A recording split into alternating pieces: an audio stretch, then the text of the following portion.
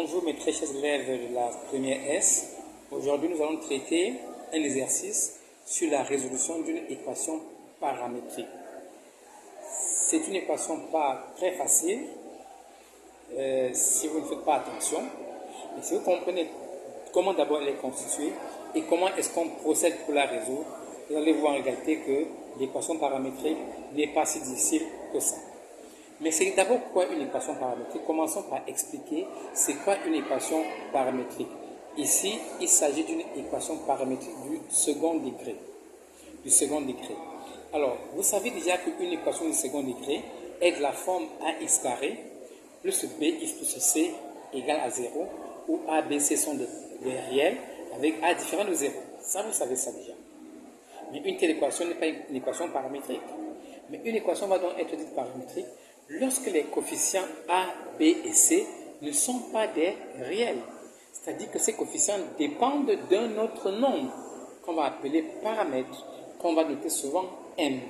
Donc, c'est-à-dire que votre coefficient, votre a peut être m carré, m plus 1, m moins 2, ainsi de suite. En tout cas, votre a, votre b ou votre c doivent être des réels ou des paramètres. Ça peut être un nombre ou alors ça peut être un nombre qui dépend d'un paramètre. Donc, voyons notre exemple d'équation qu'on appelait EM. EM, ça veut nous dire que c'est l'ensemble des équations de paramètres M. Autrement dit, ce n'est pas une seule équation, c'est un ensemble d'équations. Pour chaque valeur de M en réalité, on peut avoir une équation. Donc justement, on a donc M plus 1 au carré moins M plus 3 facteur de X plus 3 moins M égale à 0. Donc, M plus 1, x carré, moins M plus 3x plus M, 3 moins M égale à 0. Et on nous guide. Première question, on nous demande de résoudre E moins 1. C'est-à-dire, résoudre E pour M égale à moins 1. Ça, c'est la première question. Et à partir de la dernière question, on suppose que M n'est plus égal à moins 1. M peut avoir n'importe quelle valeur, sauf moins 1. Et on demande de déterminer M pour que, il faut trouver toutes les valeurs de M respectant les conditions suivantes. Première condition, l'ensemble des solutions de l'équation EM a deux solutions de signes contraires. Donc les deux solutions de l'équation EM seront de signes contraires. C'est la première condition. La deuxième condition, c'est que les deux solutions de notre équation seront distinctes, mais toutes deux positives. Donc les deux racines seront positives.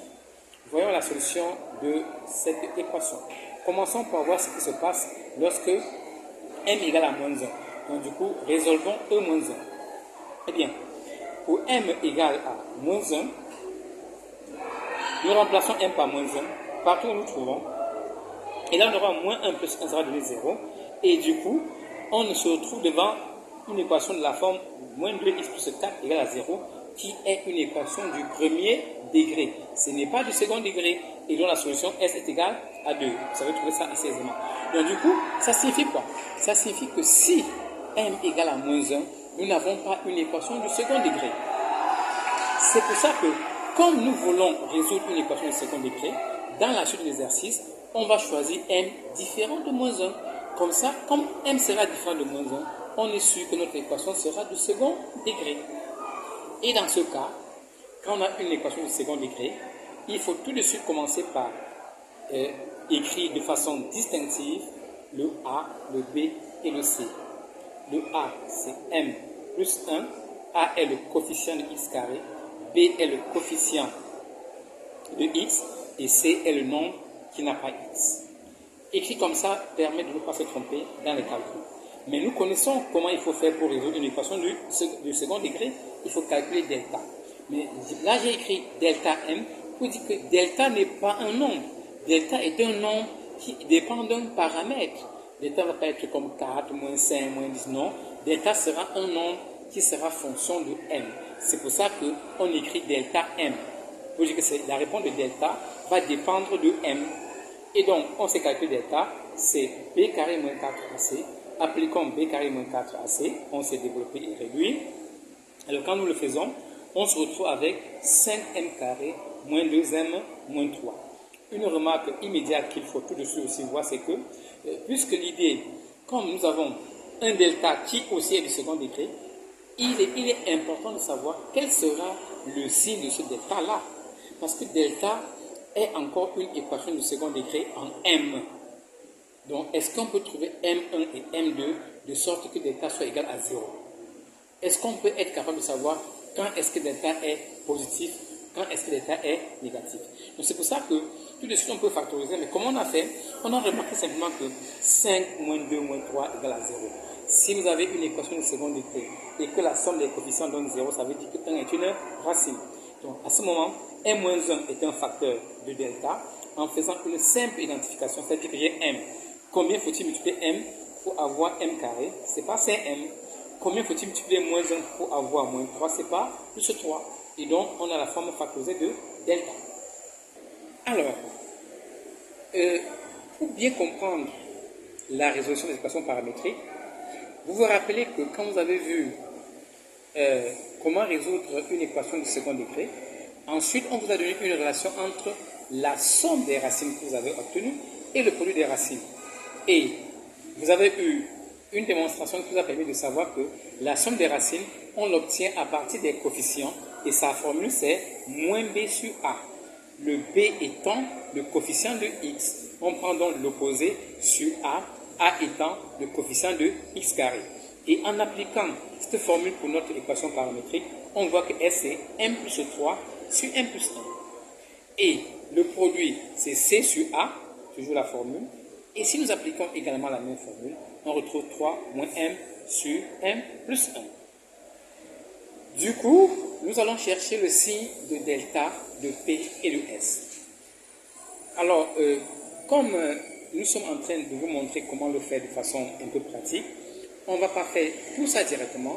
Nous allons chercher le signe de delta séparément, le signe de P séparément et le signe de S aussi séparément. Et on va ensuite faire un grand tableau. Donc, voyons déjà qu'on a pu écrire delta sous la forme factorisée. Donc, delta a deux facteurs. Vous savez, chers élèves, depuis la seconde, déterminer le signe d'un produit de facteurs de premier degré. Donc, je cherche le signe de m-1 facteur de 5m plus 3. Eh bien, il faut commencer par savoir quelles sont ces racines. Et ça, les racines, on les trouve rapidement. On peut le faire ici. m-1 égale à 0 si m égale à 0. Et 5m plus 3 égale à 0 si m égale à moins 3 sur 5. Ça va le faire. Et donc, nous faisons le tableau de signes de delta. Mais comme delta dépend de m, on va maintenant mettre ici m. Et m varie entre moins l'infini et plus l'infini, puisque m est un nombre réel, c'est un paramètre réel. On commence par la plus petite racine qui est moins 3,5 et 1. Le signe de m-1, vous savez bien, ça s'annule ici. On met le signe de a, donc du nombre qui est devant, après, le contraire avant.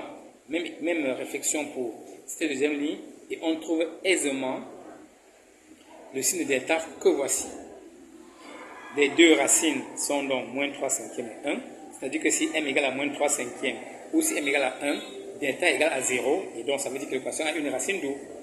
Donc ça c'est le signe de delta que nous avons ici. De la même façon, on va chercher le signe de S. Et le signe de S, S est un quotient, mais un quotient est nul, c'est le numérateur est nul. Mais sauf que quand on va faire le signe de S, on ne va pas oublier la valeur interdite, puisque si m égale à moins 1, on l'a déjà dit, eh bien, notre S n'aura pas de sens. C'est pour ça que quand on va faire la ligne comme on a fait un peu plus haut, ici on va mettre deux traits pour dire que S ne peut pas avoir un sens si m est égal à moins 1. Cela n'est pas possible. Et de la même façon qu'on a fait plus haut, le signe du quotient, c'est comme le signe du produit.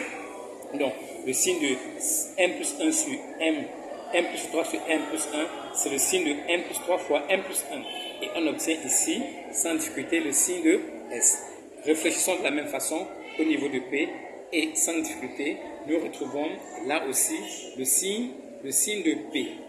Maintenant que nous connaissons le signe de P, le signe de S et le signe de delta, on va faire un grand tableau dans lequel on va trouver les trois signes. Et c'est ce grand tableau qui va nous aider dans la réflexion pour déterminer les solutions des équations selon les conditions qu'on nous a proposées dans l'exercice. Dans ce grand tableau qui va comporter le signe de delta S et P, on va écrire toutes les racines qu'on a obtenues dans l'ordre croissant. On a déjà moins 3 qui, elle, annulaire la somme. On a moins 1 qui est une valeur interdite pour que l'équation soit du second degré. C'est pour ça qu'ici, on a tracé un deuxième trait pour dire si m égale à moins 1, on ne sera pas au second degré et donc du coup, il n'y aura pas de delta, il n'y aura pas de S, il n'y aura pas de P. Ensuite, on a moins 3 cinquièmes qui est une racine de delta. On a ensuite 1 qui est aussi une racine de delta et on a 3 qui est une racine de P, qui annule P. Donc, ceci étant maintenant, on va simplement recopier le signe qu'on a obtenu dans chaque tableau. Donc, on recopie tout simplement le signe de delta qu'on a eu, le signe de S et le signe de P, et on retrouve ce grand tableau. Il est important, chers élèves, d'arriver à obtenir ce tableau dès que vous avez une équation paramétrique. C'est le premier réflexe à faire, c'est arriver à obtenir ce tableau. Et à partir de ce tableau, le reste sera un tout petit peu facile. Maintenant, regardons ce qui va se passer. Nous allons commencer par discuter. On va répondre à une question qu'on n'a pas posée, simplement pour qu'elles comprennent de manière générale comment ça fonctionne. Comment ça fonctionne la résolution d'une équation paramétrique du second degré. Donc, on va discuter en fonction de M le nombre de solutions. Autrement dit, est-ce qu'il y a des solutions? Si oui, y a-t-il 2 solutions? Y a-t-il une solution de 2? C'est le cas. Donc, commençons par la discussion avec ce qu'on a déjà vu. Si m égale à moins 1, on a déjà vu que l'équation n'est pas du second degré et qu'on avait une solution unique qui est s égale à 2. C'est un rappel. Mais si m égale à moins 3 demi ou si m égale à 1, on a vu que em aura une racine double parce que delta égale à 0 qui est donc définie par x égale à moins b sur 2a. Donc, on peut écrire m plus 3 sur 2 facteurs de m plus 1. Donc, si nous avons l'une des deux valeurs, voici là la solution que nous avons. Maintenant, un exemple pour voir ça. Si par exemple m égale à 1, on remplace avec la solution, ça sera 1. On aura une solution double qui sera 1.